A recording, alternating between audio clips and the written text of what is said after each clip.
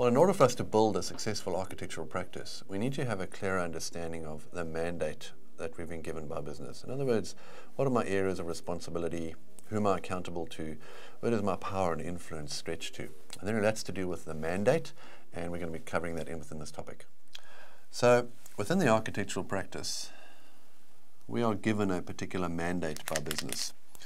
Right, and really that's what the allowed set of permissions or roles and accountabilities that architectural practice or the individual is allowed to perform within an organization.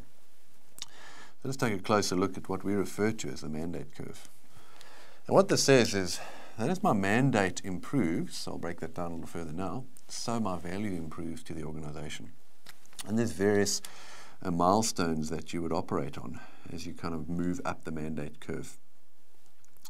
And in the sort of traditional space, down at the bottom here, we've often referred to as, sometimes it's referred to as enterprise architecture equals IT architecture, but really that's all about improving project performance. In other words, how do I deliver projects better to within the business?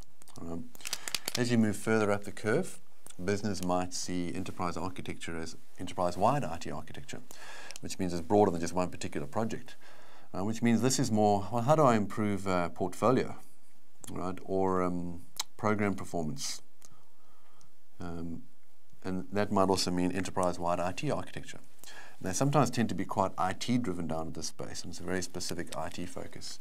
As you move further up, this is all about how do I improve business performance. This is about how I improve products and services performance. And up the top here is how I improve market performance.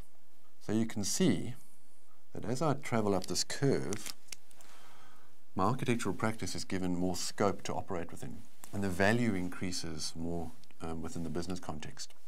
So down the bottom here, I might be tasked with, let's call it at the project improvement level, build an HR system for me, right? Or I have a problem with my HR practices, can you in some way automate it? So let's go and build a specific type of solution. Program and portfolio management might be, well, there's a transformation that needs to occur across logistics or resource planning. So can you put it in an ERP type solution for me? Still, it tends to be quite IT focused. But as you kind of move up into the business performance and almost business architecture space, you're now dealing with, well, I'm losing $20 million a month across my value chain. Find out why and fix it. You kind of move up to a products and services space, and it talks about, well, how do I improve the experience of my customers with different types of products? Or are there new ways that I can improve my customer experience by mixing my underlying product portfolio in a more effective manner? And then I get right up to market performance, which has to deal with how do I improve shareholder value? And how do I possibly look at repositioning myself in the market, reducing my cost to income ratio? And you can see that as you move up and down that curve, the tools and techniques that you're going to use are vastly different down here than what you would use up at the top there.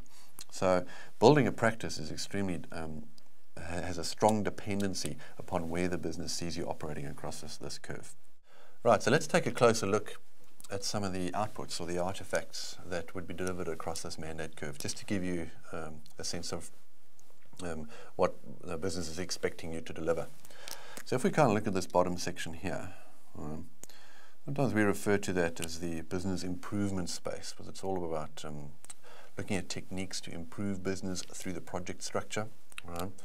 And if you look at the image on your screen, you will see that a lot of these types of artifacts are what we dealt with within Module 2 and 3 of the TOGAF framework. And also, if you recall, we spoke about that utility model, which really, this is the utility of the architectural practice. In other words, the common bread and butter of architecture that you definitely need to have in place, and you need to be able to spin those out within your architectural practice quite effectively. And that really is within this bottom mandate, which sits at the bottom here, which is predominantly related to project, program, and portfolio type improvement. Right. Then as we kind of move up to the next stage, we've got what's referred to as a sort of the business transition space. And that's really about transforming a business, moving it from one state to the next, and starts to bring in more of the business architecture type disciplines that would come in. And if you have a look at the image on your screen, you'll see there's a slightly different set of artifacts that you're dealing with here. You're dealing with things like the anchor model. You're dealing with some of these quadrant graphs which relate to, well, how have I currently apportioned my investment into what capabilities across the project portfolio? How can I reposition those? Am I investing my money in the right place when it comes to project alignment across the organization in a major transformation program? Those are the types of artifacts which you can expect to see coming out of that exercise.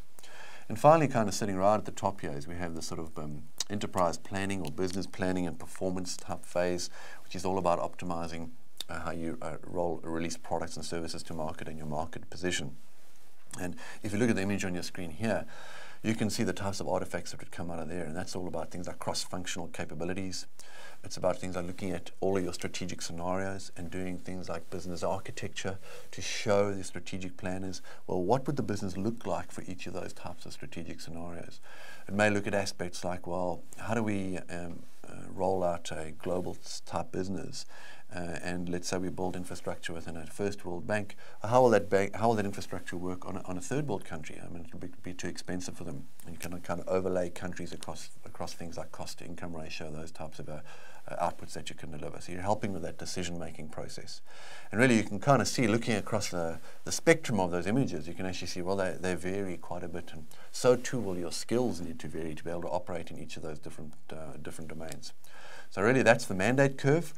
And it's always important when somebody says, what does architecture do, or what does your team look like? You basically go, well, it depends. That's your first answer. Well, it depends on what? Well, these are one of the things it depends on. It depends on your mandate. If I have a mandate that's specifically delivery-driven or IT-driven, then this is the value that it's going to provide. Versus right at the top, if I have a mandate that's market-driven or planning and performance-driven, then my value that I provide to you looks quite different. So that's where you use the mandate curve in defining your architectural capability. So on the back of this mandate curve, why don't you drop out into the discussion forum and just have a bit of a discussion about, well, where does your current architectural practice sit across this mandate curve? What about you as an individual? Where do you sit across this mandate curve? And what type of tools and techniques are you actually using at the different levels?